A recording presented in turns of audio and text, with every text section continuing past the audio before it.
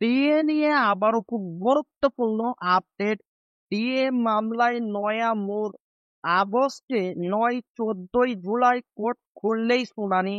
পশ্চিমবঙ্গ সরকারি কর্মীদের বকেয়া মহার্ঘ ভাতা ডিএ মামলায় নতুন মোড় এসেছে। রাজ্য সরকারের বিরুদ্ধে আদালত অবমাননার মামলা দায়ের করা হয়েছে সুপ্রিম কোর্টে। কর্মচারী সংগঠনগুলি আশা করছে গ্রীষ্মকালীন ছুটির পর দ্রুত এই মামলার শুনানি হবে। কনফেডারেশন অফ স্টেট গভর্নমেন্ট এমপ্লয়িজের সাধারণ সম্পাদক মলয় মুখোপাধ্যায় জানিয়েছেন, 26 তারিখেই আবেদনকারীদের আইনজীবী রাজ্যের মুখ্য সচিব ও অর্থ সচিবকে বকেয়া ডিএ মেটানোর জন্য সতর্ক করেছিলেন।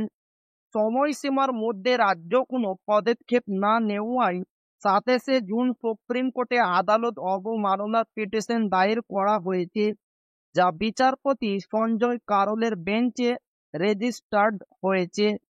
আইনজীবীরা জানিয়েছেন, আগামী 14 জুলাই সুপ্রিম কোর্ট পুনরায় খুললেই তারা কন্টেম্প্ট অফ পিটিশনের দ্রুত শুনানির চেষ্টা করবেন। মনে করা হচ্ছে জুলাই মাসের মাঝামাঝি থেকে 4 আগস্টের মধ্যে এই মামলার শুনানি হতে পারে। যদিও 4 আগস্ট পরবর্তী শুনানির সম্ভাব্য তারিখ, তবে আদালত অবমাননা মামলার শুনানি তার আগেই শুরু হওয়ার জোর সম্ভাবনা রয়েছে। তো এই ছিল ডিএনএ খুব গুরুত্বপূর্ণ আপডেট, যা আপনাদের মাঝে শেয়ার করলাম। তো ভিডিওটি ভালো লাগলে অবশ্যই আপনার বন্ধুদের শেয়ার করবেন, যাতে তাদের উপকার হয়। আর আপনি যদি এখনো আমাদের এই চ্যানেলকে সাবস্ক্রাইব না করে থাকেন, তো অবশ্যই চ্যানেলকে সাবস্ক্রাইব করবেন এবং আমাদের পাশে থাকবেন।